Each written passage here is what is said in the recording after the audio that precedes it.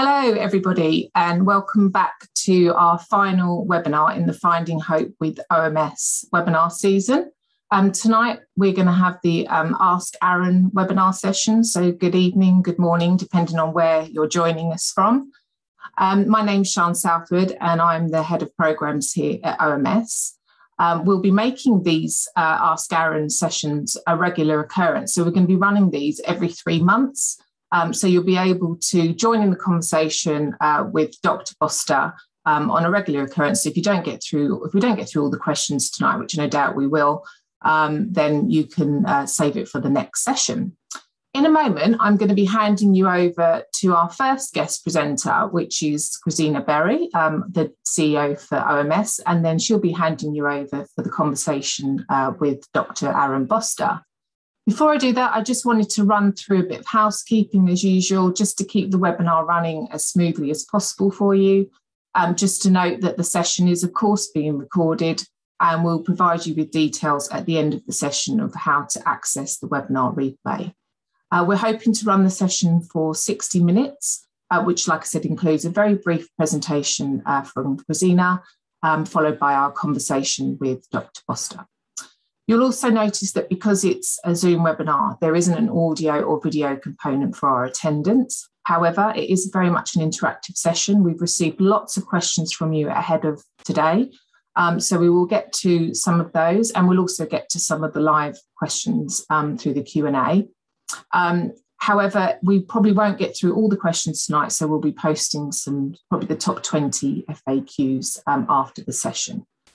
If you are experiencing any technical glitches, I know I certainly have done before the webinar started, then we just recommend that you restart your computer and try again, so try joining through the browser. You will see also that we've got the closed captions at the bottom of your screen, and there is an option to take those off if you so wish. We'll also be doing a live poll in the session, which will pop up. Christina will give you the prompt for that, and it's very self-explanatory. Just to help keep the session interactive. And so without further ado, I'd like to welcome Christina to the stage. Welcome, Christina. Hello, Sian. And hi, everyone. I'm feeling great. I'm feeling very excited, although the glitch you mentioned, Sian, I have to say was a tad too exciting for this evening. Yeah, it was a bit scary, wasn't it? A tiny bit. Anyway, it's good to be here, and great that we've got so many people joining. So what I'm going to try and do, if that's okay with you, Sian, I'm going to try and attempt sharing my own screen now. Okay, great. And I should pop off for now. Lovely. Thank you.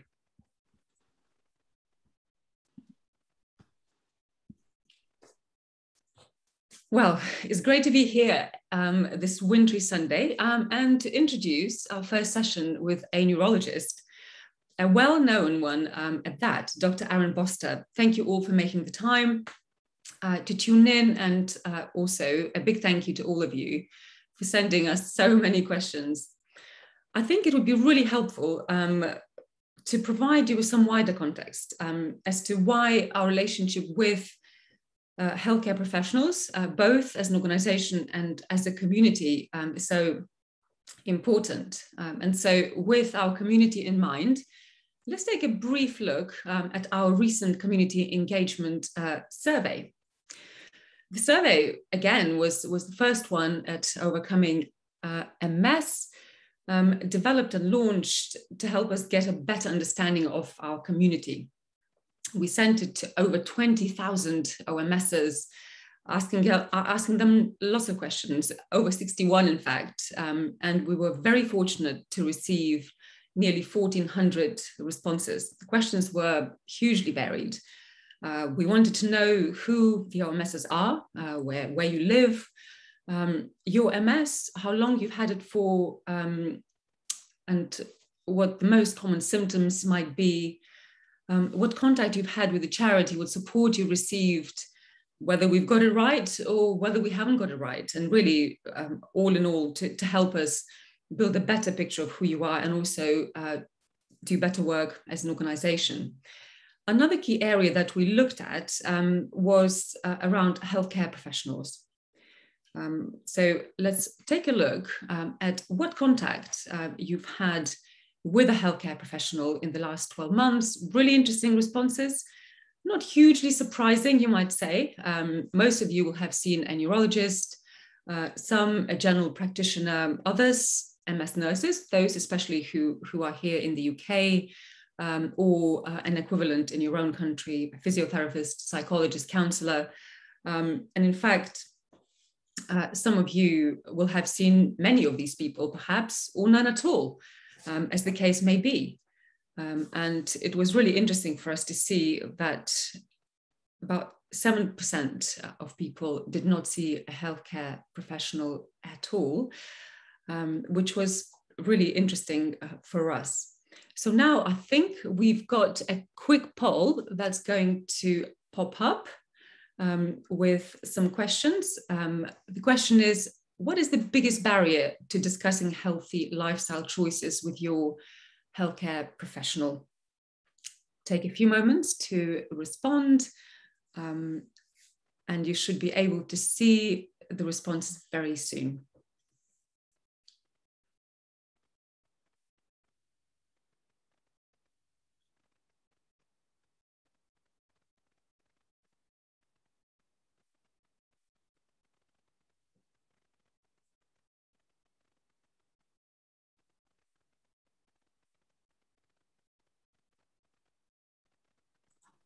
Just to say, we'll give it a couple more seconds, Christina. We've got 75% already. Excellent. That's good.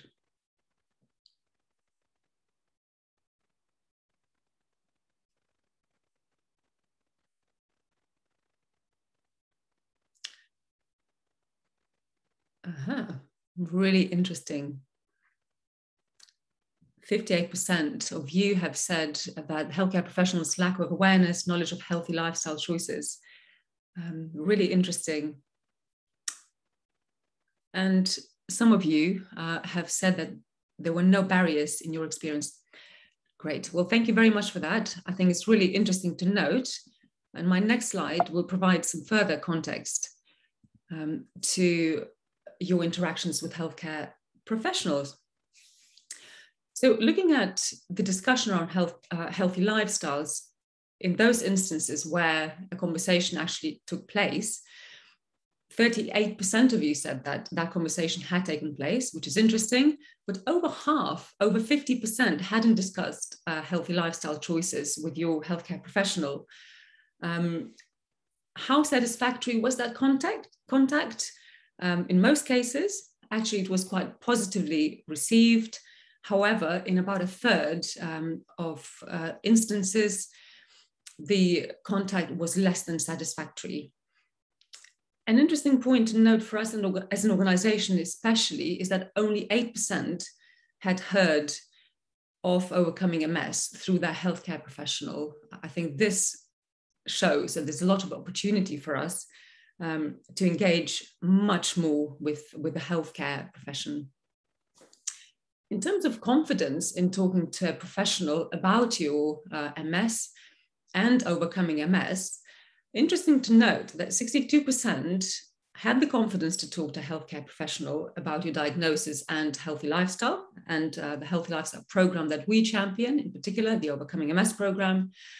However, 34% of you said that you had low confidence in talking to your healthcare professional. Now, I think it's really, really important to emphasize that we need to work with healthcare professionals. I think some of the data that you've seen shows to us that there is a lot of learning to be done by healthcare professionals. But saying that, I think it's also really crucial to understand the context in which they work. They're very stretched. The pandemic, of course, has stressed the services. There are staff shortages, huge waiting lists. So that's quite an important context for us to consider as we prepare to engage with the profession, with the medics. It's important because we have begun a really critical initiative within our organization around advocacy. part of advocacy around advocating for yourself, for your rights, for better healthcare. There's also work that we need to do as part of our collective advocacy initiative. And that's very much about influencing policymakers, professionals, campaigning to raise awareness of the importance and benefits of MS self-management. One of our core values as an organization is collaborative working. We know that only working with others, with other charities, MS charities in particular, healthcare professionals and researchers, as well as the MS community itself, only then can we be successful in really spreading the word about the work that we do, engaging many more people for deeper impact, so that more and more adopt the program and can lead a healthy and full life. So what are we going to do at Overcoming MS in terms of our engagement with the professionals? What are the plans? We'll share more in January 2022, but for now, we do need to get a better understanding, better insights in terms of what level of knowledge they have of not only healthy lifestyles, but in particular of the Overcoming MS program, what attitudes they have as well. We also want to improve our resources, produce new, update existing ones, the webpage, as well as printed materials so we could distribute to our community, but also the professionals who could then share that information with their patients. And of course, awareness. Awareness is always really, really key. We want to be presenting to healthcare professionals about the benefits of the program, just as we've started doing this year. We've had some great successes in working with the national health system here in the country, which marks, I believe, an exciting chapter for us at our organization. And now it's time to meet Dr. Aaron Boster. I would like to introduce him first and foremost as Overcoming MS is one of our newer trustees with a healthcare and research brief based in Ohio, USA. Aaron is a prominent neurologist, a fan of YouTube, a social media maestro, but most importantly, is completely dedicated to helping people with MS and their families lead a healthy life. It's a huge privilege and a pleasure to introduce you to the stage, Aaron. Hi. Howdy, thank you so much for having me. Absolute pleasure. And Aaron, you'll be super excited to know that we've got many, many questions for you tonight. That's awesome. I'm looking forward to it. Fantastic. So Sean, do you want to start?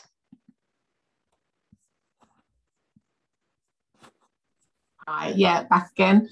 Yeah, Aaron, I didn't know if you just wanted to tell us a little bit about yourself before we get into the conversation and some of the questions. I'd be happy to. Howdy, everyone. My name's Aaron Boster, and as always, thank you so much for learning about MS with me this evening. I'm looking forward to fielding your questions and having a conversation with you. I am an MS neurologist in Columbus, Ohio, which is in the Midwestern United States. I decided to be an MS doc when I was 12 years old, not because my Uncle Mark had MS. He had MS since my earliest memory. But I walked into the kitchen. My mother, my grandmother were crying. They were frustrated and they couldn't get a hold of their doctor. And I told my mom at age 12 that I would learn to do it better. Now, I didn't know what I was telling her. I didn't know that I'd be bald by the time I finished all my training or that I'd go to 27 years of school. But I knew that no family should ever be made to feel that alone and that scared. And that has really crafted me with a one-track mind. I've had almost like a mission-driven desire to help people and families impacted by MS live their best lives. I am so happy to be joining up and participating in this activity and to be participating in Overcoming MS, because quite honestly, my philosophy and this philosophy are so convergent, it makes perfect sense. And so it's with that excitement that I join you today, and I look forward to your questions. Thank you. So I must start with a bit of a caveat on my behalf, at least. I may pronounce some things quite strangely, so forgive me if I don't get all the technical terms, but yeah, let's see how we get on. So Grazina and I will take it in turns to ask you questions. So if we're looking to one side, it's because we've got lots of questions coming through, and we've also got the ones that have been posted before. So I'm going to kick us off. So the first one, Aaron, is with the COVID pandemic, are there any disease-modifying treatments that should not be started, or is it judged on a case-by-case basis? I read somewhere in the UK they're not starting people on infusions such as Lemtrada during the pandemic. One of the themes throughout our questions tonight is that we have a global discussion. And so the practice of medicine, the art of medicine, and the laws that govern medicine are different in different regions.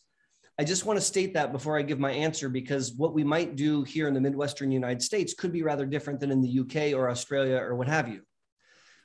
That stated, let me share from my perspective, sort of my view on things based on my understanding of the data and then my clinical practice caring for thousands of families with MS.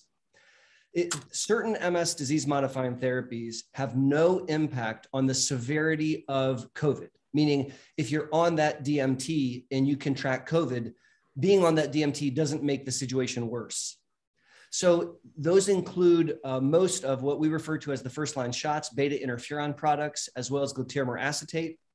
That includes many of the oral medications, dimethyl fumarate, teriflutamide, for example, and even cladribine. Now, there are other medicines that might impact the severity of COVID. And we found those to be true with many of the B-cell depleters, ufatumumab, ocrelizumab, rituximab. Natalizumab doesn't seem to have an impact on severity. Alemtuzumab has a major impact on severity depending on the timing of when you've taken the treatment. We then have to turn our attention to what happens if you need a vaccine, which goes part and parcel with that question, in my opinion. And again, most of the drugs have no impact on vaccine readiness or the ability to receive a vaccine, with the very strong exceptions of the B-cell depleters, which tend to prevent a robust humoral or antibody response, and the medicines like fingolimod, siponimod, ozanimod, pisanimod that interfere with both B and T cell. So it's about as clear as mud. And what I strongly encourage you to do is to reach out to your MS provider and say, hey, I'm on this drug. Are we cool, or do I need to do anything different? And your provider should be able to clarify specifically for you the playing field. Thank you for that, Aaron. Excellent in-depth response. Thank you. I was just thinking, Sean, we should have had the little sort of sandy sand clock to to keep twisting, for sort of spend just enough time per question. Question number 2, Aaron. I had to stop my Copaxone injections after 4 months due to side effects. I'm 25 years old and waiting to start new treatment. What is your preference in terms of treatment of MS? Which drugs do you think are best in terms of efficacy and safety? So that is a very charged question. And I want to put you on the single most effective drug that you're comfortable with. And so I lead my discussion of disease-modifying therapy with efficacy. Now, that doesn't mean we therefore always go on the most effective drug, but that's how I start my conversation. And so if we were sitting in front of each other, it would be my goal to share with you some of the most effective medicines, which in my opinion tend to be the monoclonal antibodies, natalizumab, ocrelizumab, alemtuzumab, and some of the high efficacy pills like cladribine and fingolimod. Now, that stated, depending on where you're calling in from and depending on which healthcare system you participate in, you might not have equal access to all those things. And again, it necessitates sitting down with a conversation. But those are my preferential drugs for efficacy. Thank you. Back to me. I think what we should say, actually, we're going to start with the questions that we've had prior to the session, and then we'll get to the ones that are coming up live, but we will try and balance it for people because we appreciate that we've got lots of sort of live attendees. So the next one for me, Aaron, is foot pain part of MS, and can it be severe, especially when walking? So you bring up an excellent point that when you have a symptom, you don't know why you have a symptom. So you have an ouchie, you don't know what caused the ouchie. And it could be caused by MS pain. That could include neuropathic pain, where the nerves give you a misinformation, or from spasticity, or a myriad other MS-related things. Now, unfortunately, sometimes nature's a little too generous and you can have MS and orthopedic foot pain or mechanical foot pain or something else. And so we start by an assessment, whether that be with your GP or with your MS neurologist, and then we start to pare down until we can figure out the diagnosis. Okay, great. A slightly different question now for you, Aaron. How can I tell if my mood swings are me just dealing with my diagnosis and coming to terms with it, or a real presentation of the condition? How can I best manage these mood swings? I would try to do it in reverse order. That is to say, I'm less concerned about the why as I am about the how to make it better. Because if the mood swings are coming exclusively from the chemical imbalance associated with the disease, or if the mood swings are coming exclusively from trying to grieve the loss of your former self, or if the mood swings come from acclimation to the new normal, it kind of doesn't matter from a treatment standpoint. I'm going to want to come at this at a multi-pronged approach, which should include some form of talk therapy where a trained listener can hear you say, "This really stinks," and help you process that. I would also be inclined to consider possible antidepressants and anti-anxiety medicines, which I find to be very, very helpful, both personally and with my patients. I would want to make sure that we're exercising, and I would pay a lot of attention to nutrition as we tried to game out how to make that better.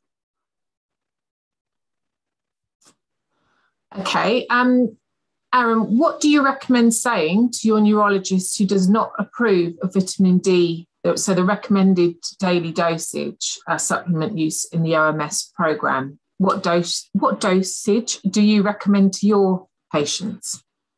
So it's my goal that my patients have a vitamin D 25 OH level. So that's the lab that I check, which is above 50 and below 100.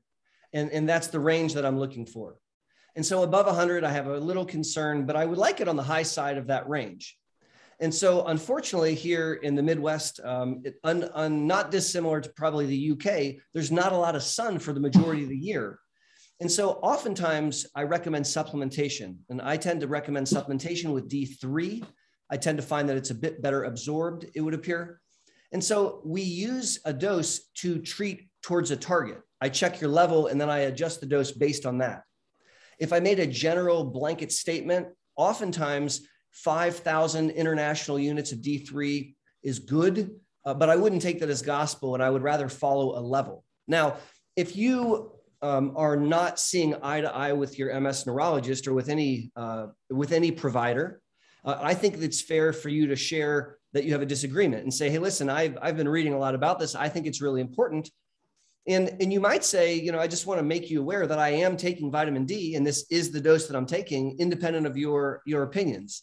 I remind the person who asked this question, it's your body and it's your brain, and you only get to live your life once. The doctor doesn't have to do that. You do. And the data supporting vitamin D supplementation is quite robust. I truly do believe. My last comment is, at least in the United States, obtaining vitamin D3 is over the counter and doesn't require a prescription from a physician. Great, and a really good point, Aaron, because people having the confidence to challenge their clinician is really important. So thank you for that. The next question is about fatigue, which we know from our survey that I mentioned, actually is one of the most, if not the most common symptom for people with MS. So here it goes. I know the benefits of exercise and jog badly, but regularly. How do I best manage fatigue as I build up my training? When I need a nap, I have one, but managing fatigue and mood is a tight run thing. If I sleep in the afternoon after exercise, I feel lazy. What would you advise? Very complex question for a very complex symptom. And Regina, I share your opinion that the number one symptom in MS across all age groups and phenotypes is fatigue. In the United States, at least, it's the leading cause of loss of work for people impacted by MS. A very, very serious and complicated invisible symptom that the outsider can't see. Honey, you look so good.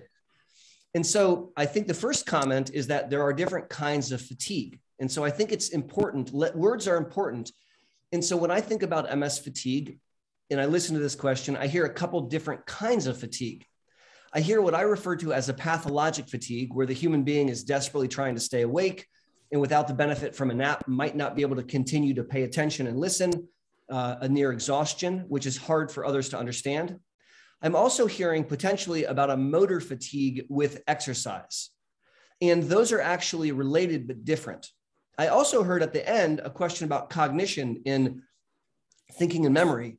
And cognitive fatigue is a third very common form of fatigue that I treat in my patients with MS. Okay, so I think it's important that we start by level setting those things because there may be some that are more important or more severe than others.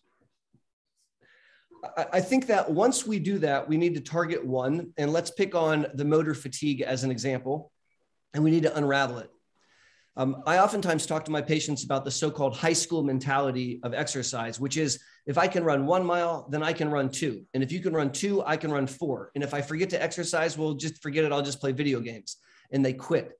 And in order to survive and thrive as an adult, particularly an adult with MS, we need to have a different mindset when we attempt to exercise. We have to embrace presenteeism. So if you put on your sweatpants and your sneakers and you get on your treadmill, I give you full credit for the day, independent on how long you walk. I'm not looking for setting world records. I'm looking for you did it every Tuesday and Thursday. And for starters, I would try to massively undershoot for what I could do. Because I'm not impressed if you can do a half an hour on the elliptical and then spend 2 days in bed. I'm impressed if you can spend 5 minutes on the elliptical every day. And so I would start off exercising at a time when you're not tired, maybe first thing in the morning, maybe before it gets hot outside. And then I would try to do it for a very short period of time to ensure that the following day was a normal day. Once you can consistently do that without ever concern about fatigue, then I would go from 5 minutes to 6 minutes. Notice what I did there. I didn't say 10 or 15. I said 6. We're very, very slowly going to build up reserves. One more comment before Regina suggests that I move quicker is that water is very special. And so exercise in the water is very, very special in MS. You weigh less in the water, so your weak leg is less of a concern. If you fall to the left, the water pushes to the right. If you get overheated, the water wicks away the heat by convection. And so oftentimes people impacted by MS can survive and thrive in water better than they can on land. Thank you, Aaron. Back to me. It's quite a personal one here, actually. So I was diagnosed with MS this year after my firstborn. No one else in my family has MS that we know of. The only person that could have had it was my grandmother, who lived to the age of 90. Many symptoms I experience, I relate with her a lot. My question is, when MS is genetically transmitted, would the severity differ from each person to person, or do people experience it similarly? Very good question. So the first comment is if there are twin women, so sisters that are monozygotic twins, both with MS, and this has been reported in the literature, they have different disease courses, which means you can't compare your MS journey to your twin sister's MS journey, which means you absolutely can't compare your MS journey to your grandmother's. Absolutely not. They're different experiences. And I think that's very important to keep in mind. Naturally, a human being will think, my dad experienced blank, so I'm probably going to have the same thing. That's a very logical way of thinking, but it does not apply in the setting of MS. Lastly, MS is not a classically genetic condition in the medical sense. In the Midwest where I live, the general population's risk of MS is 1 in 350. And if you have MS, the risk of a first-degree relative having MS is about 1 in 40. And so it's not a so-called classic genetic condition. There's definitely a genetic component nonetheless. And so I hope that helps. Thank you. Excellent response. Thank you, Aaron. The next question is also really good, actually. I was initially diagnosed with benign MS. Then at some point after 20 plus years was told I had secondary progressive. I have never taken any MS drugs and have not seen a neurologist for years, as they have nothing to offer me. I see an MS nurse about once a year who can get gadgets if necessary. I have chronic neuropathic pain, which no pain meds help, as the damage is in my spinal cord. Is there anything new that might help people like me with secondary progressive MS? When I listen to your question, transparently, it makes me sad. I'm sad that you feel like a neurologist can't help you, and that's probably because you've had bad experiences with neurologists. So on behalf of doctors, I apologize to you. I do think that there are things that we can do to help you on many fronts. And again, I must make the caveat that in NHS, I don't know about the rules for applications of disease-modifying therapy. So please take what this American is saying with a grain of salt. If you were in the great state of Ohio, I would absolutely encourage you to take one of several disease-modifying therapies that has data supporting its ability to slow progression of disability in relapsing forms of MS. Secondary progressive MS is a relapsing form of MS.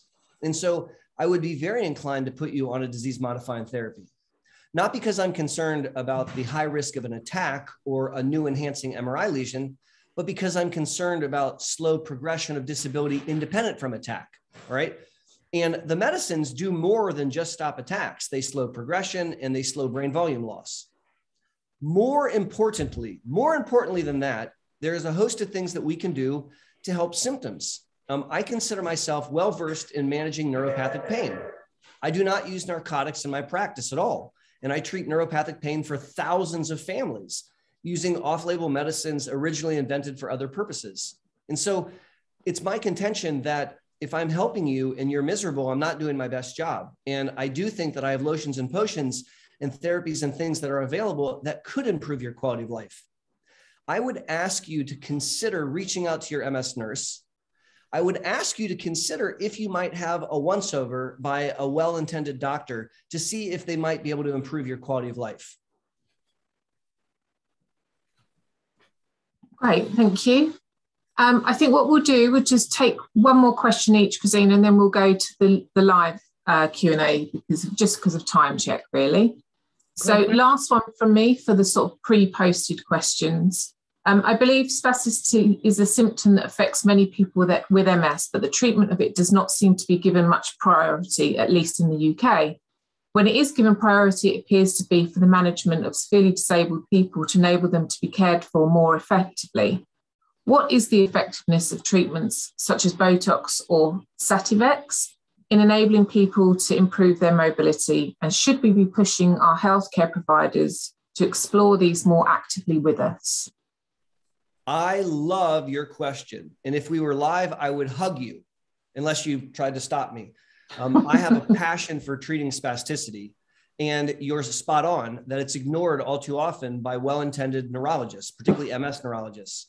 I'll tell you a brief story. When I was a fellow in my second year of fellowship, I asked my mentor if I could spend a day a week in spasticity clinic where the physical medicine doctors worked. And he looked at me and said, "Young man, you will focus on what's important, and that is not important." Well, I love being told no, and I consider myself an expert spasticity guy. I manage baclofen pumps, do lots of Botox. I'm very involved with physiotherapists and splinting, and I use a lot of oral medicines. My point is not intended to sound self-aggrandizing. My point is I really get into treating spasticity, and there's lots and lots that we can do. So to answer your question directly, if you have a focal or regional spasticity, meaning spasms, cramps, or a stiff limb, Botox can help in that specific area very effectively without systemic side effects. Super awesome stuff. If you have spasticity that interferes with sleep or walking or sitting, oral antispasmodics such as baclofen are phenomenal. And for severe spasticity, I love using intrathecal baclofen pumps. Now, you also made a very enlightened point that most doctors start spasticity management 10 years too late. And it's better to put someone on a pill of baclofen or even a baclofen pump while they're doing well. You don't want to wait until they're really, really in a bad situation. Spasticity management is very, very important. And if your neurologist is not familiar, you might say very politely, "Can you refer me to someone who has expertise? Because this is a really major problem for me." Keep in mind, it's your body, and he doesn't feel the pain that you feel when your leg cramps. You do. So you're allowed to say that bothers you. Absolutely. Brilliant answer. Thank you, Aaron. Now, this question is going to be a real test for me in terms of my pronunciation of various treatments. So please bear with. What should I do with respect to the relationship between my ophthalmologist and my neurologist? At 44, I expect my eyes to be getting worse. However, it feels young for cataracts. I have posterior subcapsular cataracts. Is this likely to be due to ongoing treatment with glatiramer acetate, prior treatment with Tecfidera, prior treatment with prednisone? 2 courses in lifetime. You did outstanding and pronounced all the medical words perfectly.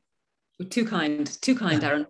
So I hear 2 questions, and let's answer them in reverse order. So prednisone, particularly chronic exposure to prednisone, is unfortunately notorious for risking cataracts. I'm not saying that caused your cataracts, but to answer your question, prednisone can be associated with cataracts. Glatiramer acetate and dimethyl fumarate, i.e. Tecfidera, are not associated with cataracts ever. That's never been reported. Now, you also touch on a very important topic. Many people impacted by MS see not one, but more than one subspecialist, whether that be neurologist, ophthalmologist, or neurologist, urologist, or GP, what have you. And the last place that a human wants to be is between 2 subspecialists arguing. That is a terrible place for a person with MS to be, because the way that doctors communicate appears adversarial. It appears that we don't agree with each other and don't like each other. That's not true. That's just the language of quick communication. And you don't want to get caught where the ophthalmologist says one thing and the neurologist says another. So the best way to do that is to make them talk to one another. So I oftentimes volunteer to call a colleague and so that I can talk on the phone, and that works really well. If the parties involved are disinclined, then another idea is to print the note from the neurologist and hand it to the ophthalmologist and say, would you read this? And then hand deliver the ophthalmologist note back to the neurologist. Depending on the relationship, you may even phone them in during a clinic visit. Maybe that's not kosher where you're from, but where I'm from, we might do things like that. My point is it's fair for you to make them talk to one another, and you shouldn't have to translate. Brilliant point. Okay, right. I'm going to take these from the top. So I'm going to go to Jess's question. If you had to give one piece of advice on how best to maximize your chances of reducing disease progression, what would it be? Take the most effective DMT possible and make sure it's working, comma, exercise as part of your lifestyle, comma, adhere to a healthy diet with supplemental vitamin D, and don't smoke. There. That was one sentence, so I'm going to pretend like it was one recommendation with a bunch of clauses in it. Absolutely. Disease modifying treatment and the Overcoming MS program. Brilliant. It is a perfect marriage. Absolutely. Thank you. Let's go to Amy next.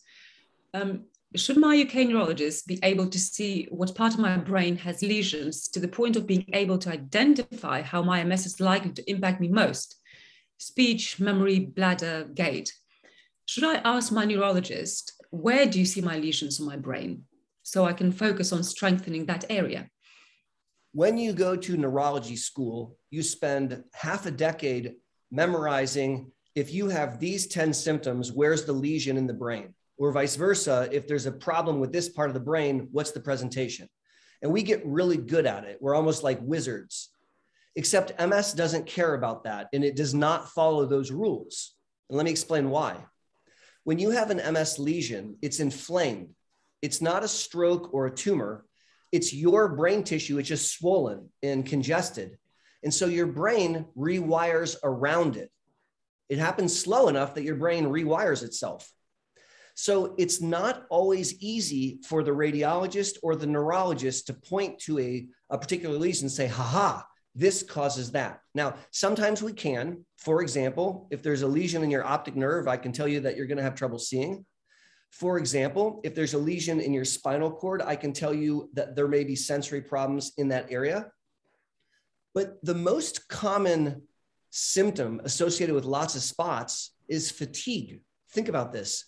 Your brain is having to do a lot more work to get the job done because it's rewired all over the place.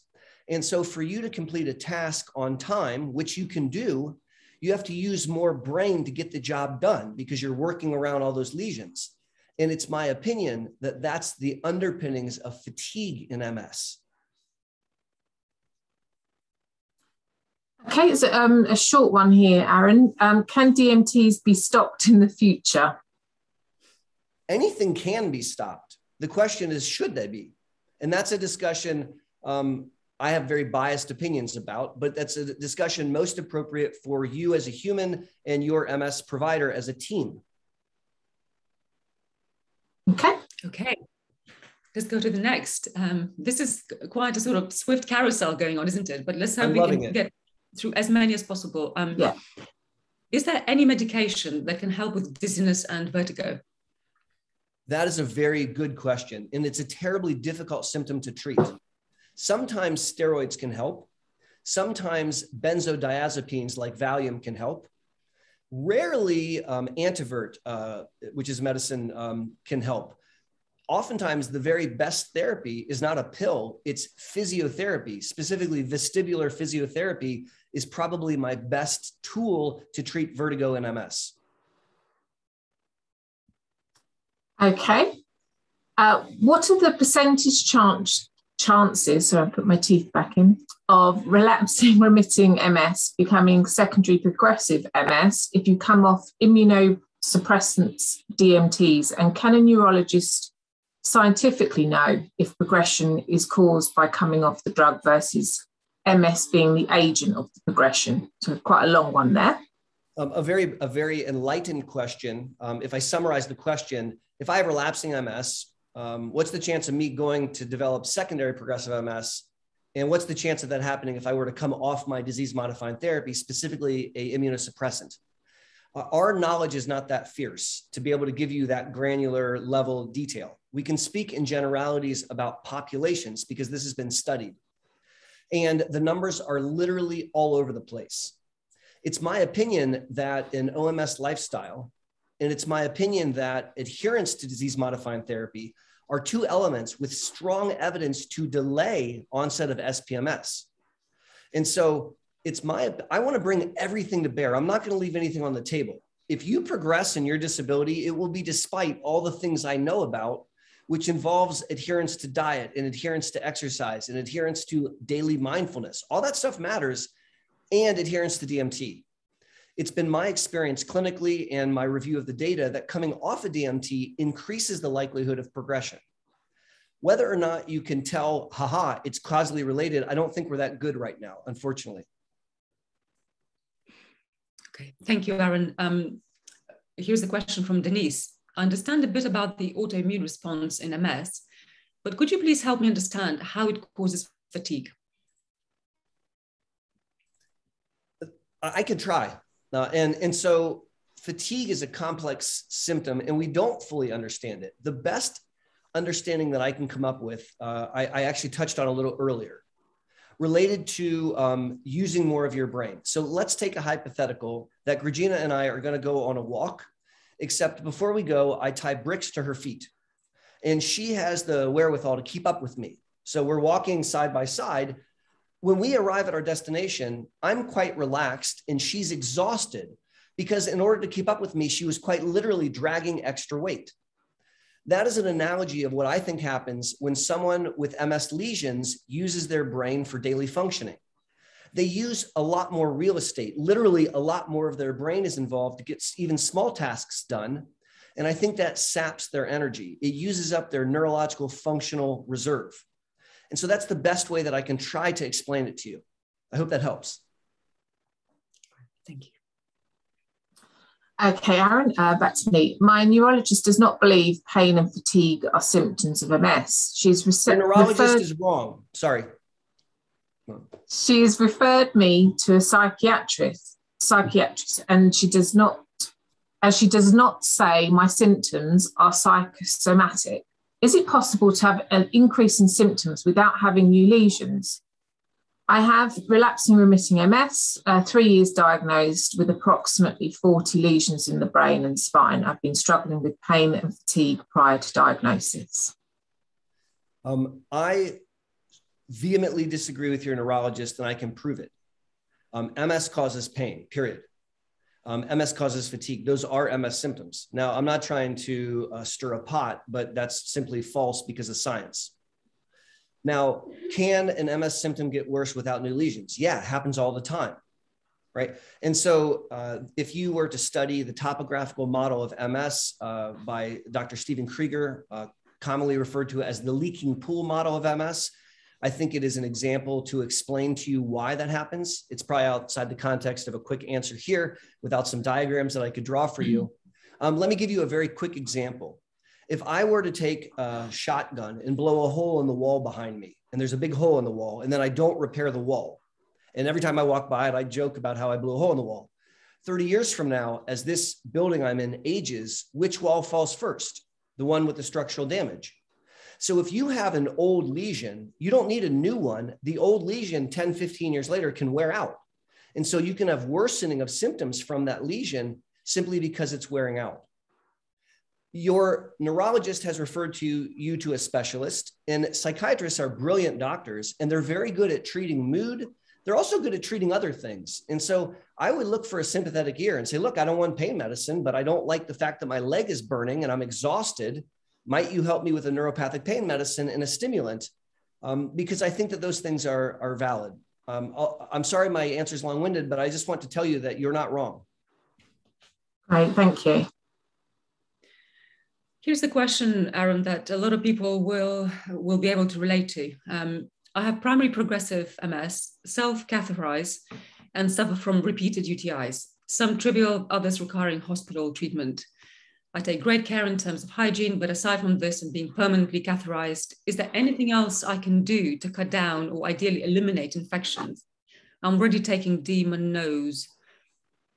So the first order of business is to make sure that you are a rock star water drinker.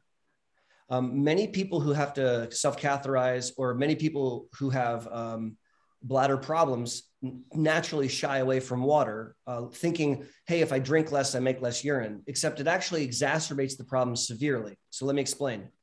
If you are dehydrated because you're not drinking a lot, your body's still going to make urine, but it'll be extremely concentrated, and it will be a very significant irritant to the bladder and cause spasms and cramps and make it hard to get urine out sometimes. And also, because of the way that your bladder is structured, you can have a difficulty with emptying, probably the reason you have to catheterize. And so leaving bacteria sitting in your bladder is a setup for infections. And if you're concentrated bladder because you're dehydrated, you're not constantly flushing it. On the flip side, if you up your water game, then you're constantly filling your bladder and you're constantly diluting the toxins and diluting the bacteria. And so interestingly, it can actually make bladder function improve. And so I really want to stress the importance of being a good water drinker. That's one thing that I think is really key. Along the lines, we want to be careful about excessive coffee, tea, and alcohol because those are diuretics and they can dehydrate you without you realizing it. There are medicines that you can take to prophylactically treat against bladder infections, and some American urologists will put someone on an antibiotic on a chronic basis. Sometimes we'll do antibiotics post-coitally for honeymoon urethritis, which can cause a UTI. And so there's options like that. There are other maneuvers that can be considered. For example, there's a surgical procedure where they implant a suprapubic catheter. So a catheter, a tube that goes kind of between your mons pubis and your belly button into your bladder. And so then it can empty that way. It may behoove you to see a urologist if you're not already, and to talk with them to explore options for decreasing urinary tract infections. One last comment is to make sure that you're not constipated. If you're having trouble moving your bowels, that can also interestingly contribute to increase of UTIs. And so I would want to pay attention to that as well. Thank you. So, Aaron, I wanted to move us on to a bit of a sensitive subject here. I know you did the recent podcast sort of on all things sexual health, and sometimes it's a bit of a taboo subject. So I'm going to pick one here.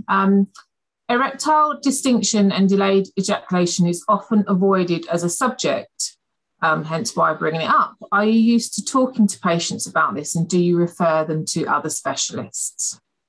So I have a a very strong opinion. I think that in order to be an excellent MS neurologist, it's my responsibility to slow your MS disease and to improve your quality of life. So if I'm only slowing your disease and I'm not improving your quality of life, I don't think I'm doing my best job. Now, if we speak very bluntly, it's very easy to improve quality of life if you help an adult human with his bowel, bladder, or bedroom. That improves the quality of life of most adult humans. And so I talk about sex with every visit. I literally screen all my patients for, are you having any difficulties with arousal, erection or lubrication, or with achieving orgasm? And we talk very openly about primary, secondary, and tertiary sexual dysfunction, and we explore myriad options to make it better. Now, I try to bring it up a priori because I want to sensitize patients. Hey, I'm cool talking about your down there's. Hey, I want to help you with that. And so by bringing it up, it's my hope that if it ever becomes a problem, they'll let me know. Those are topics that are important. And if it's ruining your quality of life, it might be worth the slight uncomfortableness of saying, excuse me, I have trouble maintaining an erection, because a little blue after dinner mint might make your Friday the best Friday you've had in 2 years. And that's worth it. And so I don't think that there's any shame in that. I think that it's an important aspect of life. And I think that your clinician should be sensitive to it. Now, if you say to your neurologist something about penises and vaginas and they get all befuddled and they want to send you to somewhere else, okay, so they're not comfortable, but then go where they're sending you because it's still important to you. The bottom line is that sexual health is every bit as important as digestive health or any mental health, and it's an important part of life. And so I wouldn't shy away from that.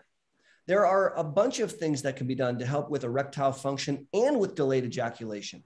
And so get ye to your doctor so you can look into it. Thank you. Very informative response. Thank you, Aaron. Here's another question from Nicola. How often would you recommend an MS patient should have an MRI scan? Is this necessary or not to help to see if there is disease progression? My last scan was when I was diagnosed in 1996. So I'm of the opinion that having an MRI of the brain once a year, every year, is appropriate and necessary. I'm of the opinion that having an MRI of your cervical spine is appropriate about every 2 to 3 years. And I don't normally get thoracic spines routinely unless we have symptoms. And my comments are based on statistics where we're more likely to see lesions that are asymptomatic. I use MRI as one of my tools to determine if we're doing okay. If you're on MS disease modifying therapy and your brain is shrinking too fast, or you have a bunch of new enhancing lesions or just a bunch of new black spots, that's not okay with me. And I would change or upgrade your drug based on those findings, even if you were feeling fine. So I do think that it's a best practice for that to be done once a year.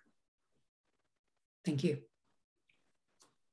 Aaron, I'm going to move on to a question around fertility and beg, excuse me for the pronunciation again. I've been encouraged to take cladribine. Hope I'm saying that correctly. Can this affect, brilliant. Can this affect fertility after your course finishes? So cladribine is a very cool, weird drug. It's a pill that you take Monday, Tuesday, Wednesday, Thursday, Friday, and then nothing for the rest of that month. Then on month 2, Monday, Tuesday, Wednesday, Thursday, Friday. Then you take nothing for the rest of the year. Now, 6 months after your last pill, it is safe to conceive a child. And so you could do that 6 months after the first course, and then just make sure you don't start the second course until you're done delivering, or 6 months after the second course. Now, up until that point, it's okay to practice. You just want to use contraception. That was a joke. Okay, a bit of a delayed reaction coming from the UK. It must be the time. Sorry, Aaron. Another really good question coming from an anonymous attendee. I have recently been diagnosed with osteoporosis. The doctor who diagnosed me said I must cut out the vitamin D supplements and go back on dairy. I told him I wasn't prepared to do that, and he got really cross with me. How do I stay strong and confident when dealing with healthcare professionals? Very good question. Very real problem. So first of all, people impacted by MS are at risk of osteopenia and porosis, thinning bones. And in fact, it's a best practice that after the age of 50, men and women with MS should have a bone density scan every couple of years to look for thinning bones. If we find that bones are thin, then we want to do things to oomph them up. The best way to oomph them up, if you can walk, is to walk, because pounding your feet on the ground causes reactive bone growth. So by walking, you're constantly putting stress on your long bones, and that actually causes them to become stronger. Conversely, water exercise helps nothing. And so you really need land-based exercise or weightlifting kind of exercise for reactive bone growth. Now, maybe the reason that your neurologist was recommending dairy is because what they really want is calcium, which you can get in dairy. So if they want calcium and you don't want dairy, you can get calcium other ways. And so that's where I would engage in the conversation, say, look, Mr. or Mrs., I don't want to take dairy. I don't do that. It's against my belief system, but I'll take calcium if that's what you need me to do, because there's lots of other ways of getting calcium. You can take calcium pills for that matter. The point about vitamin D, I think, is very important, because before we realized that MS was improved by higher levels of vitamin D, we knew for a long time that vitamin D helped push calcium into bones. And so the reason that your doctor may want to up your vitamin D is to push the calcium into your bones. Lastly, there are medicines called bisphosphonates, which are pills, which can force calcium into the bones. And I would encourage you to do that, because it's a really, really helpful way of accelerating the process. Great, thank you. So a bit of a time check from me here. We've got a couple more questions, I think, and then we'll have to draw this to a close. So really good, apt question specifically based back to Christina's introduction. How can I convince my generally holistic neurologist to take a glance at the OMS program? A couple different ways.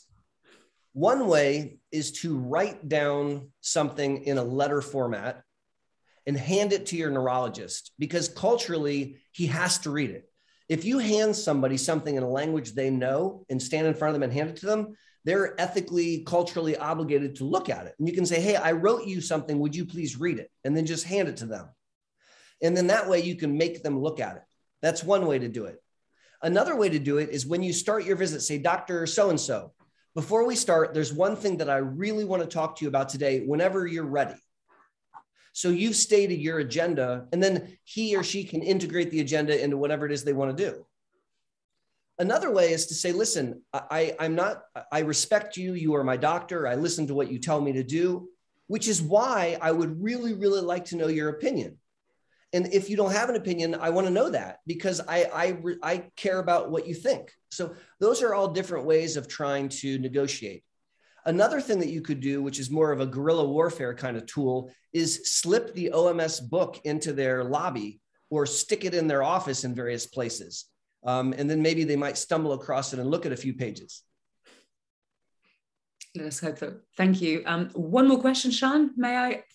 Yes, please. Excellent, thank you. My motor function deteriorated very quickly, from slight numbness in my feet to a wheelchair in 5 months. Is this the usual time frame of deterioration for MS? No, it's not. That is a remarkably fast, accelerated time frame. By European standards, that would be a rapidly worsening MS. And at least in the NHS, you would be eligible for a different class of medicines given the severity of that disease. That is not standard. Okay, thank you so much, Aaron. It's been incredibly informative, enlightening. I want to thank everyone for this unique opportunity. I have so enjoyed being welcomed into this OMS community. I'm still very much learning. I can't wait to come back and visit in a couple months when we have an occasion to do this again. In the interim, you guys can find me on the interwebs. I have a YouTube channel. My name, Aaron Boster, MD. And of course, I'll see you around in other events. And thank you so much for this great opportunity. I hope that you guys have a great night or afternoon or morning, depending on where we are in the world. Thank you very much, Dr. Boster. Brilliant. Yeah, so as Aaron said, we will be returning in 2022 for a new season of webinars, and we'll also be hosting on a quarterly basis sessions with Aaron. We've had an enormous amount of questions posted both before the session and during, and sadly we've just not been able to get through all of them. What we will do is we'll try and take a big chunk of those and get Aaron perhaps to answer some of them, post them as our FAQs. So really all that's left is for me to thank Rosina, of course, and Dr. Aaron Boster for joining us. You will receive a follow-up email tomorrow from Zoom, which will have the link to the replays and the past webinars from the 2021 season. It will also have on that same link, in a few days, you'll be able to access the FAQs and, of course, the PowerPoint that Rosina took us through earlier. It was Giving Tuesday this week. It's a global movement where everybody can do something to support a good cause. So that link to the OMS website will also come up on your email. So any donation, large or small, would be kindly welcomed. And as you're leaving us, it's the usual pop-up survey, short survey, just to let us know how you felt the webinar went. But of course, for us to gather any suggestions for future sessions, because we are looking at 2022. We have got some ideas, but we'd love to hear from you in terms of what you would like from webinars going forward. So big thank you from everybody at OMS for joining the webinars throughout this year. Stay safe and hope to see you soon. Thank you very much.